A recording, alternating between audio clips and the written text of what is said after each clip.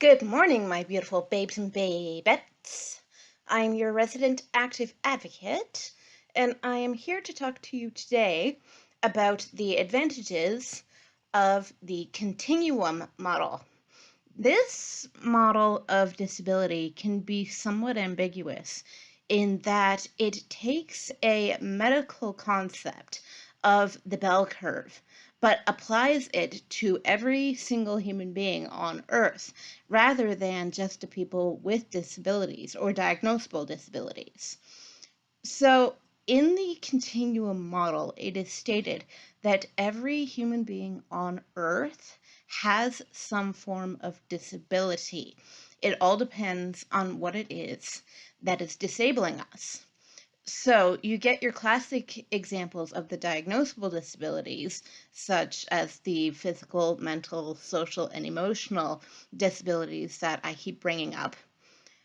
But you also get people disabling themselves through such things as prejudice, bigotry, things that separate us from one another and disable our capacity to get to know other people on their own level and in such a way as would make us amenable to being around others who are different from us.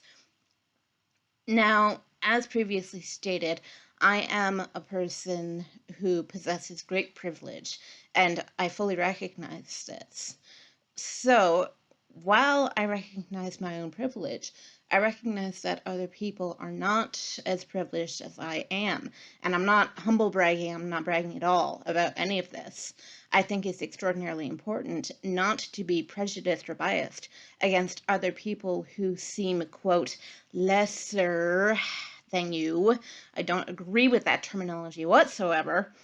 And that, to me, is a sign that you are disabling yourself if you do believe that there are such things as superior or inferior people on Earth. It's not to say that we don't have nascent differences from one another. And it's not to say that we are not all different, because everyone is different from everyone else. But if you look at a person, say with a disability, and you are not a person with a disability, and you see that person as, oh, poor unfortunate soul, or even as morally inferior to yourself by virtue of having a disability, that person may be different from you, but you have to bear in mind that you are also different from them.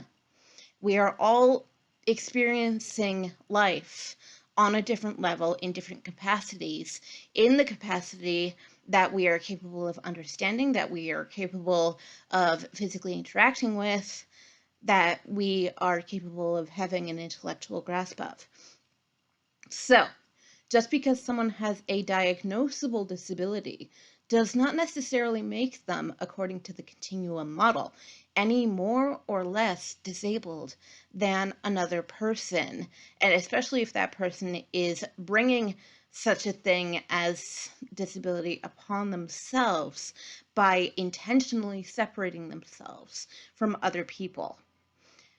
So the continuum model, as you can see, drastically expands the definition of what a disability is. Because while it is something that, yes, can still be part of you based on your medical experience and on the social interactions that you are capable of having because of other people's judgment of you, it also incorporates that judgment into the definition of disability. What are you judging other people for? Is your judgment of that person positive or negative? If it is negative, you are disabling your own capacity to get along with that person. This applies to everyone, everywhere, because we all have biases. We all do, even if we don't recognize them.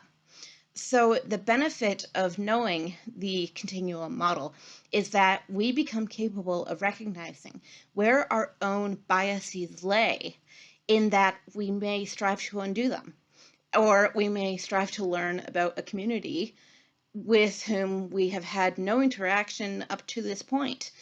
And I think that the gradual expansion of our world through immigration, through the internet especially, is a very important and very functional way of undoing these disabilities that we thrust upon ourselves by not wanting to be aware of the experiences of other people. In my mind, there is a definitional difference between ignorance and stupidity, okay? Ignorance is not knowing. Stupidity is not wanting to know. So if you are someone who is ignorant, at least you know that you are ignorant. If you don't know that you're ignorant, that would be the definition of stupidity in my mind. So, in the interest of narrowing this continuum that exists within all human beings, I think it's important for us to recognize where our biases lie, where our prejudices lie, and strive to undo them by getting to know other people on their level. So those are the advantages of the continuum model. And as you can see, it's definitely a social instrument. And tomorrow I will be talking about the disadvantages of the continuum model because they do exist, and one in particular is quite prominent. So I will be having that discussion with you lovely people tomorrow. Thank you for your attention. Bye. Mwah.